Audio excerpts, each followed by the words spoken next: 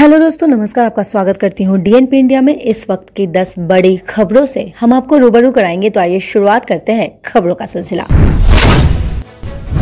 हिमाचल प्रदेश के 6 बार मुख्यमंत्री रहे वीरेंद्र सिंह का आज निधन हो गया है। आईजीएमसी शिमला में उनका निधन हुआ।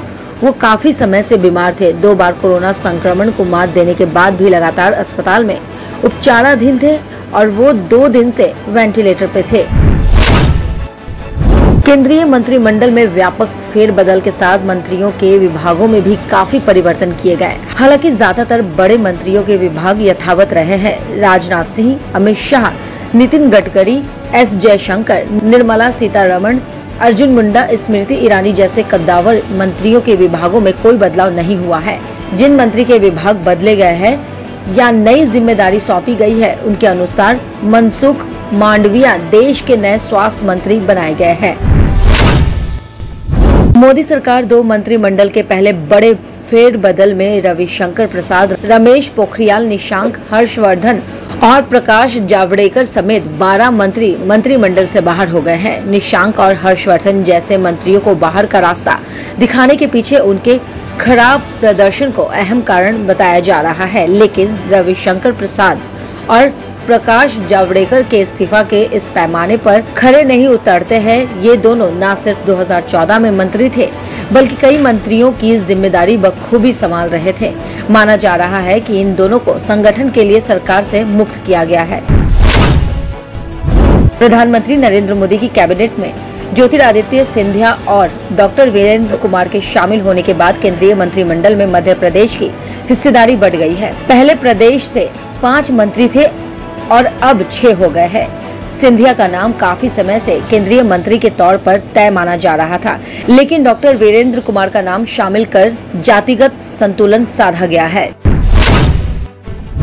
अक्सर अपने फैसलों से सबको चौंकाने वाले प्रधानमंत्री नरेंद्र मोदी ने दूसरे कार्यकाल के पहले ही मंत्रिमंडल विस्तार में भारी फेरबदल करते हुए स्पष्ट संकेत दिया कि आज के बाद से सरकार का स्वरूप भी बदलेगा और कार्यशैली भी।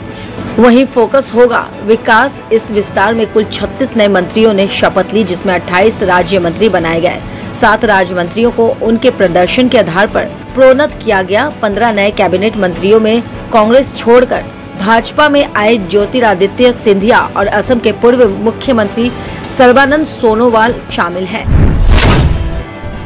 प्रधानमंत्री नरेंद्र मोदी के भारी भरकम मंत्रिमंडल में उम्मीदों के विपरीत हरियाणा की हिस्सेदारी कम हो गई है। संभावना जताई जा रही थी कि मंत्रिमंडल में पूर्व केंद्रीय मंत्री बीरेंद्र सिंह के सांसद बेटे विजेंद्र सिंह और सिरसा की सांसद सुनीता दुग्गल को शामिल किया जा सकता है। शाम होते होते बीरेंद्र सिंह की सारी लांबिक धरी रह गई और सुनीता दुग्गल की उम्मीद भी टूट गई। इतना ही नहीं, केंद्रीय जल शक्ति राज्य मंत्री रतन लाल कटारिया का भी मंत्री पद छीन लिया गया। प्रधानमंत्री नरेंद्र मोदी के नेतृत्व वाली कैबिनेट मंत्रिमंडल में बुधवार को 7 जुलाई 2021 को किए गए फेरबदल में पहले से पेट्रोलियम और प्राकृतिक गैस और स्टील मंत्रालय संभाल रहे धर्मेंद्र प्रधान को अब केंद्रीय शिक्षा मंत्रालय और कौशल विकास एवं उद्यमिता मंत्रालयों की जिम्मेदारी दी गई है। साथ ही पहली बार सांसद के तौर पर कोडरमा यानी झारखंड से चुनी गई अन्नपूर्णा देवी के केंद्रीय शिक्षा मंत्रालय में राज्य मंत्री के तौर पर पीएम के नए मंत्रिमंडल में जगह दी गई। केंद्रीय मंत्रिमंडल में व्यापक फेरबदल और विस्तार के एक दिन बाद गुरुवार को कैबिनेट और मंत्री परिषद की बैठक होनी है।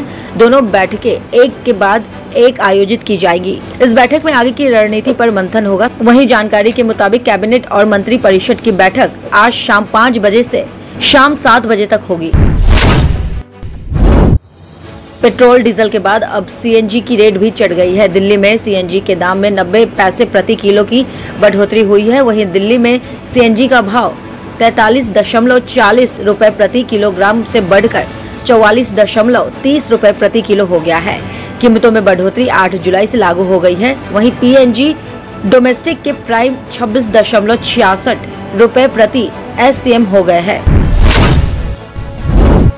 इराक की राजधानी बगदाद में अमेरिका दूतावास पर 3 रॉकेट दागे जाने की सूचना मिली है। वही जानकारी के मुताबिक इराक सेना के हवाले ने बताया है कि बगदाद में अमेरिका दूतावास पर 3 रॉकेट दागे गए। पूर्वी सीरिया में अमेरिका की 3 गठबंधन सेनाओं के शिविर पर बुधवार को ड्रोन से हुए एक हमले को अमेरिका समर्थित सीरियाई लड़ाइयों और अमेरिकी सैनिकों ने नाकाम कर दिया है। सीरियन डेमोक्रेटिक फोर्स ने इसकी जानकारी दी है। खबरों की और जानकारी के लिए देखते रहिए DNP इंडिया। तब तक के लिए नमस्कार।